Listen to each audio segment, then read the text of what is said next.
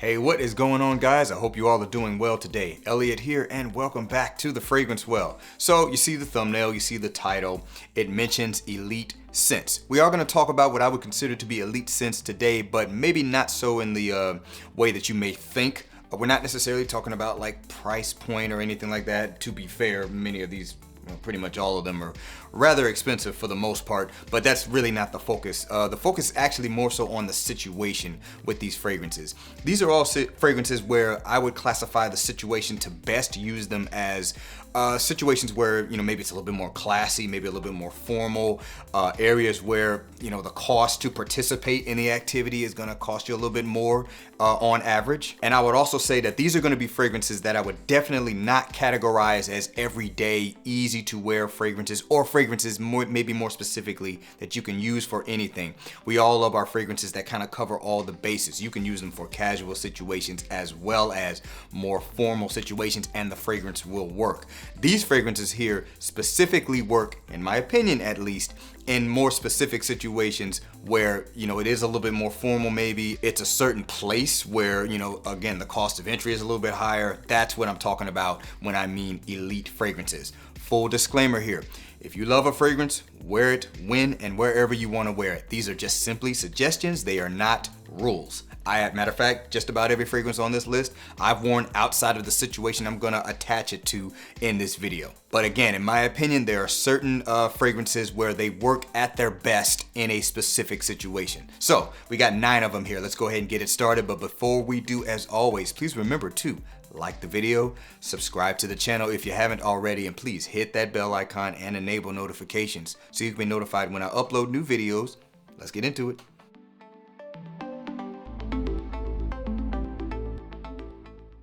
First up, we got one from the house of Arabian Oud. This is gonna be the Rare Oud. Arabian Oud, the Rare Oud. Now, to be fair, this is an expensive fragrance. This is only a 30 milliliter bottle. Even though it looks bigger, the juice only stops at about right there. I'm not sure if you guys can see it. And it does also come in a pure oil form for about the same price. I probably should have got that, but that's neither here nor there as far as this video goes. This is basically just Thai oud.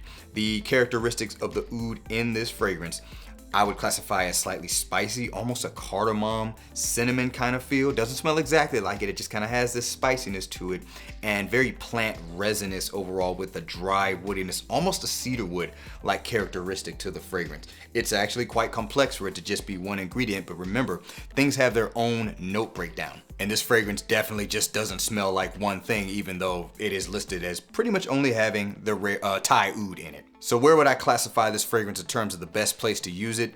This is gonna be a very exotic scent outside of the Middle East and stuff like that. So particularly in America, we're talking about like a black tie event. You really want to smell exotic and stand out. You can maybe blend this with something to where it's not, maybe blend it with something a little sweet to just give it some more depth as well. But yeah, black tie event, really upscale dining experience and upscale just event in general. Definitely dressed up. Nothing casual about this scent. Again, you can wear it where you want to wear it, but I'm just saying that is the vibe that this fragrance gives off, in my opinion. Once again, from the house of Arabian Oud, this is the Rare Oud. Next one's coming from the house of Le Labo. We have got Tabac 28. Le Labo Tabac 28.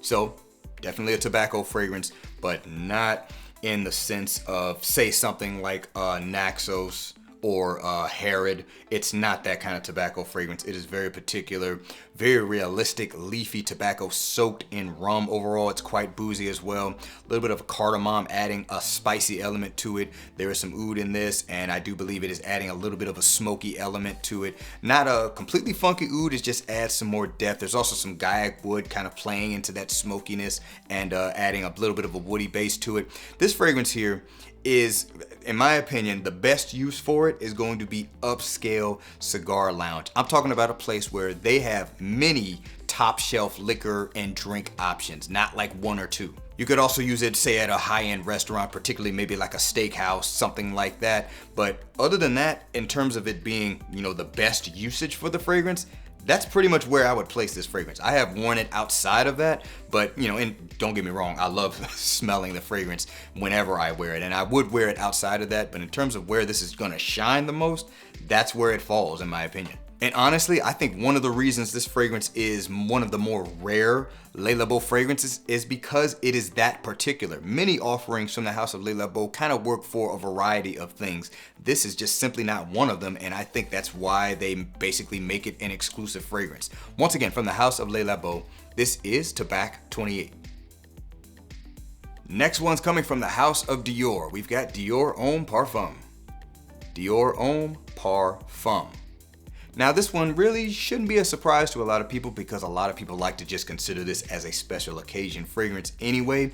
I don't necessarily disagree. Now granted, I would wear it outside of special occasions. As a matter of fact, I have worn it outside of special occasions more often than not, but I don't disagree in the terms of the fragrance really being ideal for something like that. I feel the same way about Dior Homme Intense. I consider that a wedding fragrance. I consider this one the same thing.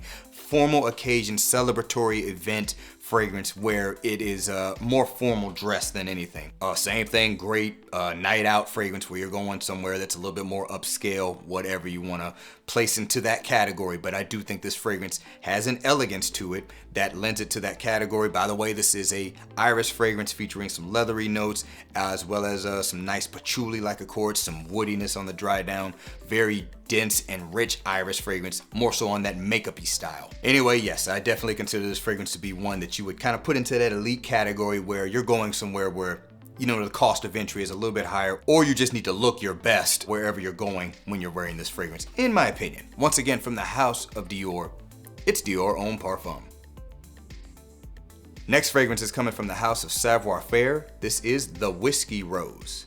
Savoir Faire, the Whiskey Rose.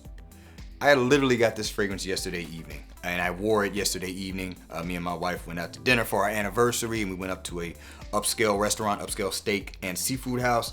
And man, listen, I got a lot of fragrances that I'm just like, man, they smell amazing.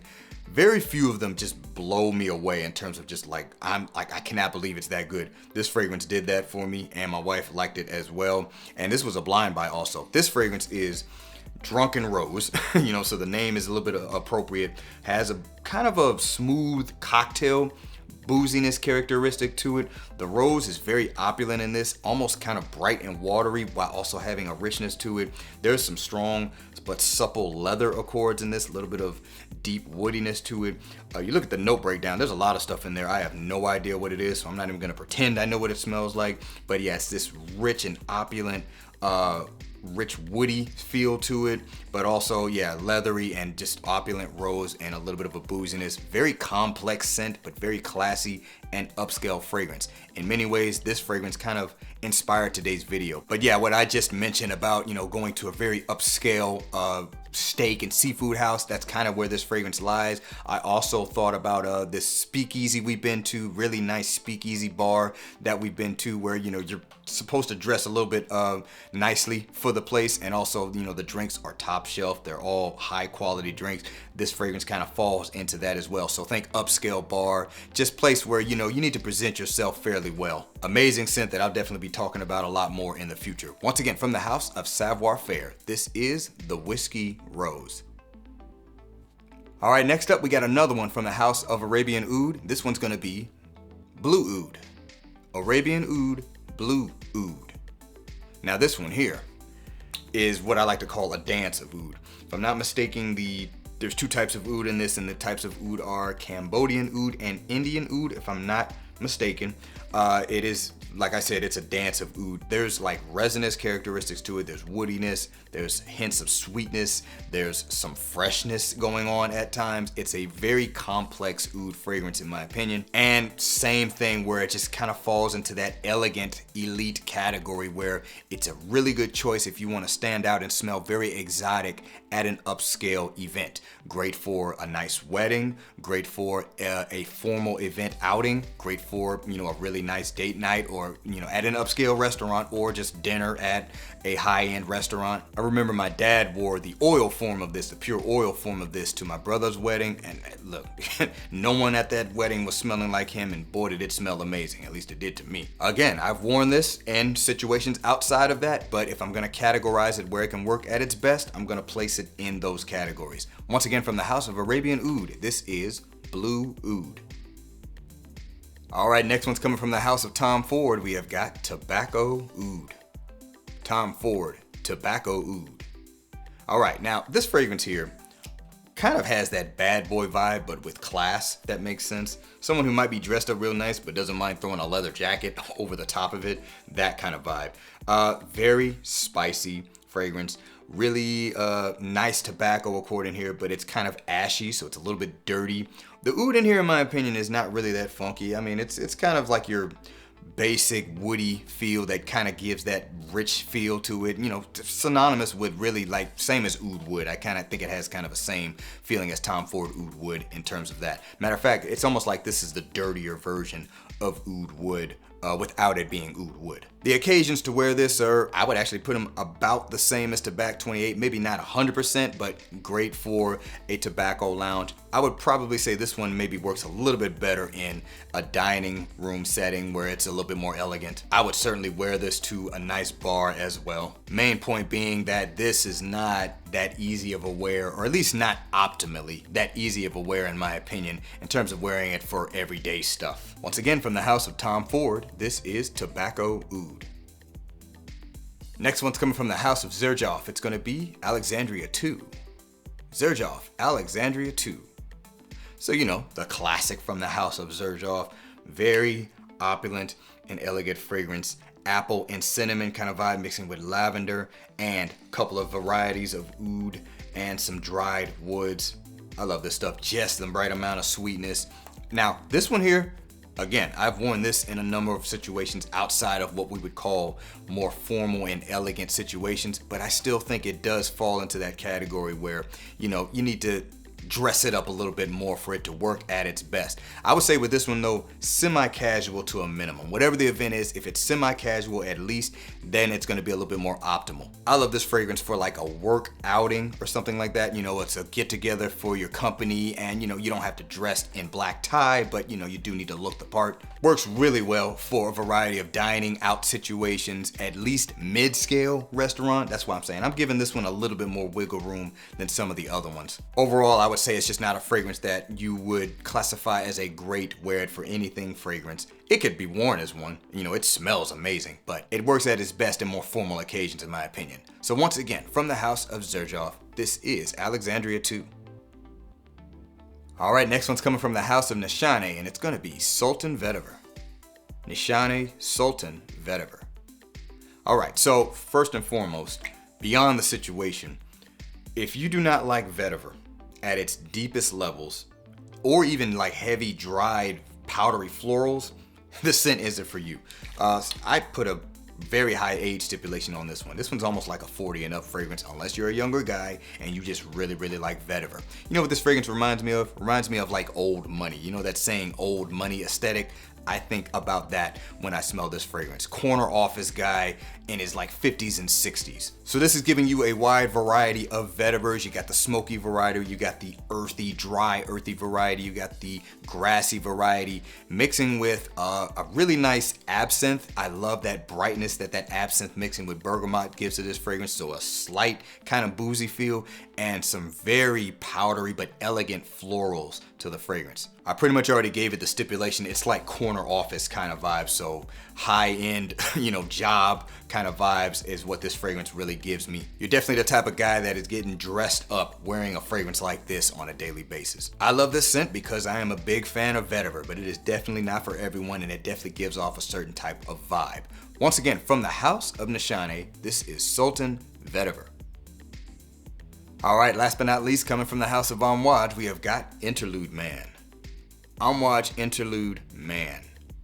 So situationally, pretty much falls into just about everything we've talked about, particularly with the evening occasion, more formal evening occasion, a nice dinner, a formal event, company event, even black tie, where you want to smell different and mysterious. This fragrance definitely gives off those vibes to me. What is this if you don't know? It's heavy incense and resins and smoke. It's a very smoky fragrance, leathery accords, a little bit of spice, very challenging scent in terms of what many would consider to just be like, man, that just smells so fresh and clean. It ain't that. This fragrance is dirty and thick. Full disclosure, I think I've only worn this fragrance like one time to one of those situations. All the other times I've just kind of thrown it on when I wanted to wear it, or I've worn it playing drums a few times, but maybe not necessarily in those settings. And that's mainly because I just love the fragrance. But if I'm gonna put it in a more ideal situation, it's definitely gonna be those situations I listed earlier. I think the fragrance just works at its best for that. So once again, from the house of Amouage, this is Interlude Man.